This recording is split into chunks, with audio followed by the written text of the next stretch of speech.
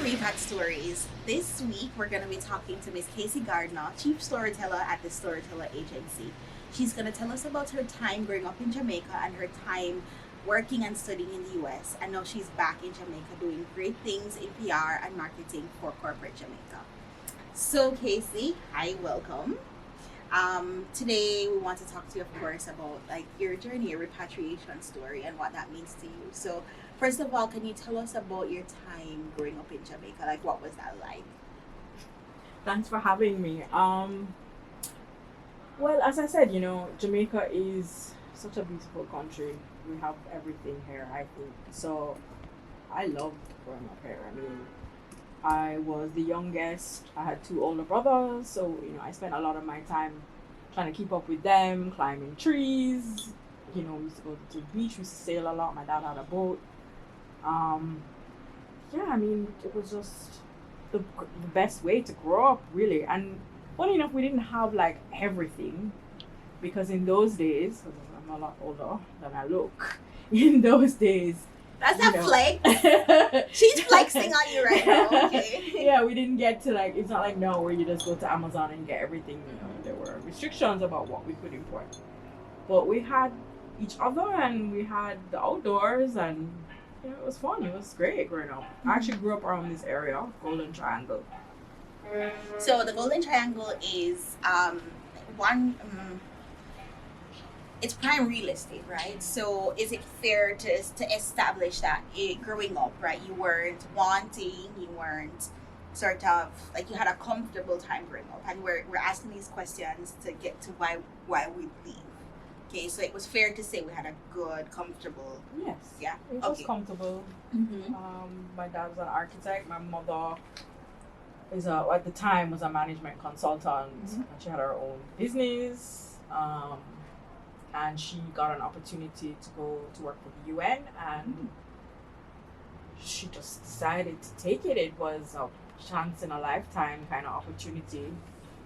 So it was kind of a culture shock for me to go from, running around in my barefoot or slippers to dealing with, record snowstorms. And I went to a private school in Central Park West. People were driving Ferraris and Lambos and, going to the Hamptons and Aspen for the summer. So it was definitely a culture shock moving from here. Wait, so pause. So take us back. So your mom got the opportunity to work for the UN, and then was that in New York at the time, or how did you get to New York from here? And what age was that? She got an opportunity to go to New York, Mm-hmm. and I was 16 at the time. So I had just finished, just graduated, and I was actually in sixth form. Got you. Yeah, I graduated from St. Andrew High School for girls. Yeah. Woo! Yeah. Yeah. So that's saying, so you essentially got to the point high school in Jamaica. So we have fifth form, which is about 15, 16, and then sixth form. So at that point, you're in the US, and you said you have a culture shock, and I guess, so did you want to go? Was it exciting before you went? Was it exciting for you or not really? What did you feel? It was. I was excited to, have a new experience, and I don't know, I guess maybe I didn't really know what I was getting myself into, kind of thing. And I didn't really have a choice. I mean, I wasn't old enough to stay here by myself, and the whole idea was my mother wanted me to finish, she wanted me to do this program called IB, International Baccalaureate, and then go to liberal arts school. But like I said, I always wanted to be an artist. That was kind of my passion. So I used to spend hours painting in my room, drawing, coming up with creative ideas. So I was always creative. And so I felt kind of pigeonholed when she was like, well, you need to go to this uptown private school. And you can't call it uptown because really upper echelon school, and study anthropology and Japanese, and go to a liberal arts college and do something boring. And being in New York kind of just opened me up even more to my creativity, because I was doing art classes. I was learning different languages. I was meeting other people from all other parts of the world. Museums were on every block, so I would go and spend hours just walking around in the museums and looking at the artifacts. National Museum of History. I can't remember the name of it, but it was right on my street where I went to school. And then of course there was MoMA. You know, like we had everything met. Everything was there. So it just made me want to be an artist even more. And so I kind of cut that short and went to Pratt in Brooklyn, which didn't make my mother very happy because she was like, you know, but we had this plan. And there I studied illustration, particularly children's book illustration. I'd always wanted to do that. When I was deciding where I wanted to go, Cecil Cooper, one of my mother's friends, and he's passed away, but he at the time was like one of the biggest inspirations for me because he was living his dream. He was an artist, he was painting, he was making money from it, and he was teaching. And I thought, oh wow, you know, this guy has it all together. I can be like him. Right. But I wanted to tell children's book stories, particularly because that was one of the things I was passionate about as a child, reading, drawing.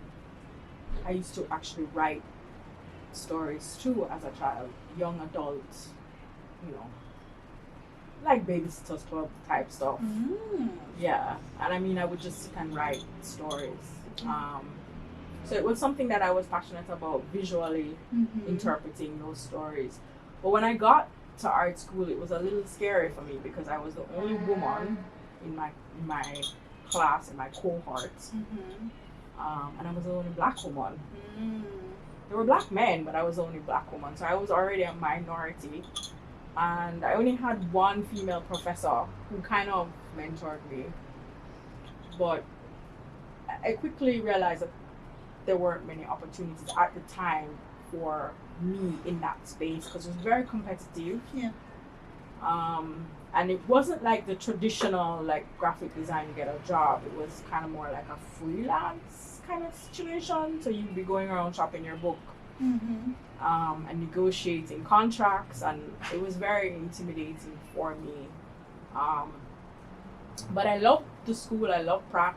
One of the great things about Pratt is that you learn all different things. So I learned graphic design, art direction, you know, drawing, painting was just a big part of our education. So I was able to learn a lot of things and do a lot of things. So even though I was kind of very intimidated by the idea of being a children's book illustrator living in New York, I was able to do other things. But also one of the challenges, and I didn't even realize it at the time, was that I didn't have a visa. So I was like, how am I going to do this? Most people that are here, they're nationals. Right. So they can do it, but I don't even have a work visa. How is this going to work? And I mean, I had transitioned from the diplomatic visa to F1, to the student visa. So I quickly had to like shop around and figure out what I was going to do, right?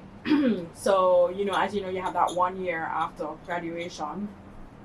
So I got a job at a publishing company, one of the biggest publishing companies in New York.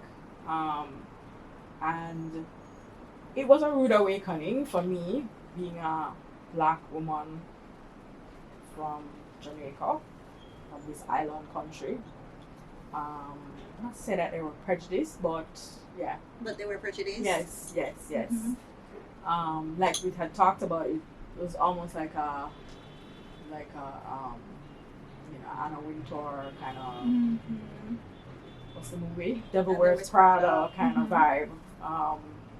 You know, getting drunk at lunchtime. Not me, my superior. I was getting drunk at lunchtime. I remember an incident where, like I said, I had a family emergency, and they were just like, well, you know, you can't afford to have a family emergency. And I quickly just decided that this was not for me. So I got another opportunity working in a fashion merchandising setup which was much more interesting, believe it or not, even Mm-hmm. though, and my whole plan in my mind was I was going to work on my book, work on my portfolio, you know, and shop it around while working at these places. So I did that, but there was a lot of economic turmoil in America at the time. I think this was like 2001. So they had to like make cuts for us. So even though I liked the working environment and felt inspired, it was like one of those places that chooses the Pantone colors every year. So you know, we had kind of a idea of what was trending before it actually came out.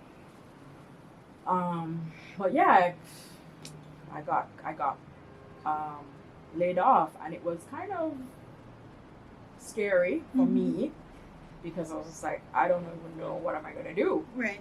Yeah, and then September 11th happened. Wow. Yeah. Wow. When you told me this, and I'm amazed that you were there in New York at that time, like, which is a big like episode. Like, so tell us what that was like for you experiencing that, and also how that affected you and where you were in your life at that time. Well, as I said, I was still looking for another job, so I was thinking about teaching. So I was at a session, kind of like an interview kind of session, to learn more about the possibility of transitioning into that career. And I came out, it was downtown, I came out of the office and I saw helicopters in the sky, which is not unusual for New York because, you know, there's always filming and stuff. So I thought, oh, maybe it's just a movie, right?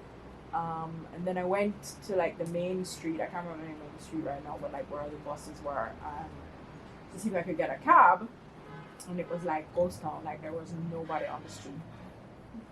And I saw a lot of smoke in the sky, and I was like, what is going on? If I can say that word. So I finally got a cab, and then it turned, you know, the radio is going, and they're like, you know, they just hit the Pentagon, and I'm like, what the hell? Like, it was like Twilight Zone, like, just, it completely, it really scared me. And there were just like hundreds of people walking on the street trying to basically find their way home. So it was very, very scary. And I finally got home, I turned on the TV, and then that's when it really hit me, all the things that were happening.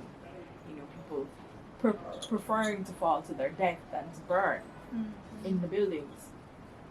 So it was a very scary day. I remember I had a friend who worked in the building, and my first thought was to call her to find out what happened, but she had been late that day. So fortunately she was able to turn back around, but I don't know, it completely changed my life, I think. Yeah. Because I was like, well, what's the point of me doing this? Like, why am I here? You know. And here being the U.S. Yes. Because Jamaica, yes, of course, we have our issues. There's crime, violence, all of that. But a terrorist attack is not likely to happen here. You know what I mean? Right. It's not likely to happen here. We might have a coup, but certainly not a terrorist attack. So it really made me kind of reevaluate like what was important to me. Yeah. And the guy I was dating at the time, it kind of just brought us closer together because I think everybody was traumatized, but we were both very mutually traumatized by the whole situation. And it wasn't not long after that I found out that I was pregnant. And this was around what age? I was 24 at the time. And it was, you know, being a young mother, young parent was just not something that I had planned, certainly. Like I said, the idea was to shop around my portfolio and then maybe figure out if I was going to go to grad school. But I think the whole September 11th thing really just messed with my Mhm. everything. Maybe I had a PTSD. I don't know. Yes, that's real. That's real. And also, you were on a clock, right? You finished your study. The type of visa you had in the U.S. only allows you 1 year of professional development, like a job. Yeah. And at that point, you have to leave. Yeah. Or find something else to do, go back to school. So there's also that. That gives you anybody trauma as well, because it's like chop chop. Yeah, and it's not a. I mean, there are people that are able to get jobs, but it's not easy. No. And you have to get a job in your field as well. It can't just be any job, right? You can't just say, I'm going to work at a fast food restaurant. The U.S. government says, and you have to show proof that it is in your field of study. So that's hard. Very difficult. Very difficult. And I never really prioritized like networking. When you're an artist, you spend a lot of time internally. For me, my process really was a lot of time just being alone, thinking about what I wanted to paint or create, drawing, ideating. It's not a networking job, It's not like being an accountant or in sales where you're like out there. The rain came, and so we had to change locations a little bit, but we're still here with Kacy, and she's telling us more about her time after the trade towers got hit, and now she's considering, do I want to stay in the US? And so you're saying now you're rethinking everything, and you met a boy, and You met a man. Oh, sorry. He wasn't a boy. He was not a boy. You met a man. He was like 10 years older than me. Ah, okay. So you met a man, and so you're here, and now you're pregnant, and we're thinking about what's next, what's happening. Right. So because I went to Andrews, abortion was not even an option. And I really, really was happy about it. Wait, for you or for just in general? Like you didn't consider it? Wasn't even a consideration. Okay. I was Christian. Yeah. That was not even a consideration. So, I was very happy actually about it. And I think the pressure of what had happened, it felt like a blessing and kind of like a relief in a way. I don't know. I guess different people do stress differently. So it was a conversation that needed to be had. Like, what's the next step? I don't have a lot more time here. What am I going to do? But because it was a young relationship that just started, we haven't learned how to communicate, and so it didn't quite go the way I would have liked. And we were both working out things, obviously. So I decided to move down to Florida to be with my friends. And I was very fortunate because I met a lot of people, but particularly a woman who was also a young mother that helped me. So she worked in the medical field, so she was able to help me, give birth and all, but not physically give birth, but get me the support I needed to give birth. So that was very helpful. Because I don't know, for anybody who's had a child, they understand that childbirth can be very... You can die. Yeah. Very... Involved, yes. So after I gave birth, it was kind of like, I was working for her as well as doing stuff for her, so I was kind of ingrained in her life. But I made a decision to come back home.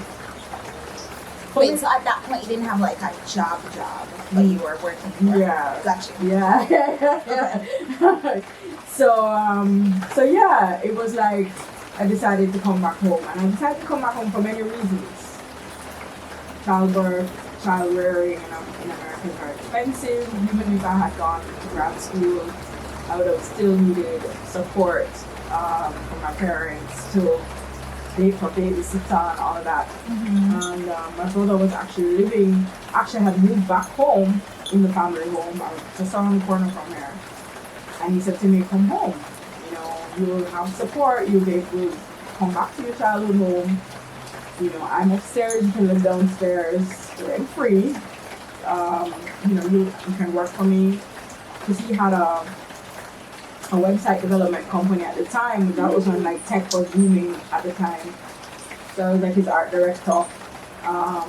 So it was really great. I mean, raising your daughter in your childhood home with my grandmother next door in the flat. I mean, I had a living babysitter basically.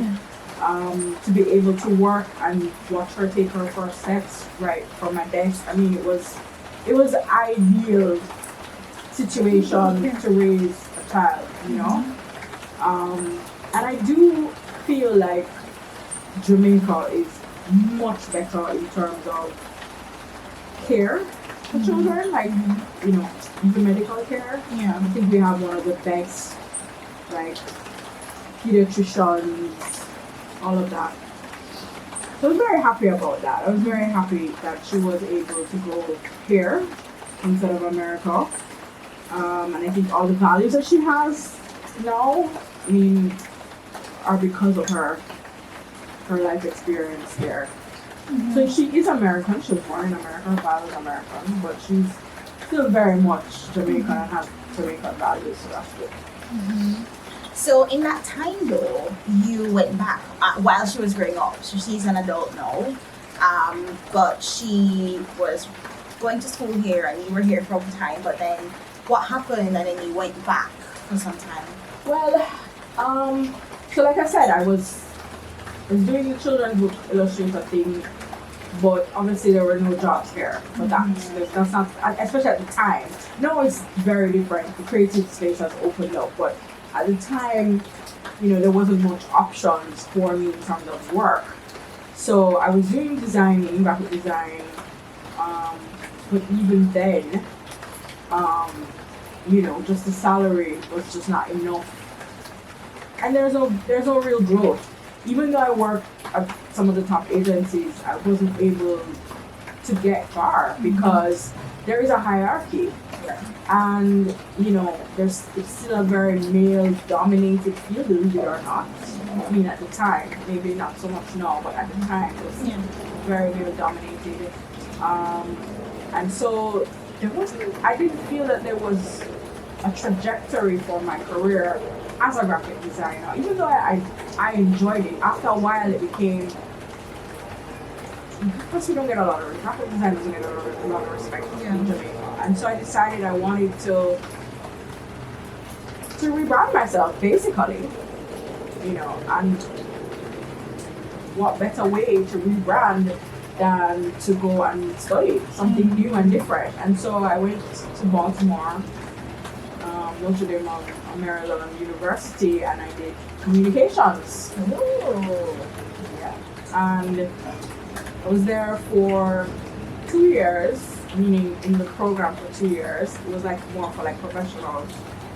And I lived in my brother's basement, and it was freezing cold. Yes, Baltimore. In the basement. He lived in Maryland, so I would have to go twice a week. I'd have to take the taxi, the train, and a bus twice a week to Baltimore. So it's cold as fuck. Also in the basement, hot air rises, so it's always colder downstairs than it is upstairs. That's all. And traveling, and Baltimore can be rough depending on where you go. It can be Baltimore is rough. Yeah. And there was 1 or 2 nights where I missed the train, and I had to figure out where I was going to sleep. Luckily, they had a hostel that I used to go to a lot. But even that, because there are a lot of homeless people in Baltimore. Right. And there's a lot of drugs there too. There are a lot of cokeheads on the street. So it can be very scary. But you make sacrifices. Like you make sacrifices for growth. Right. And I think you had said it, like, you come from privilege, but you still struggle in America. It's not, everybody's the same. It's a level playing field. Yeah. Unless you're loaded. I mean, you have to be loaded in order to survive there.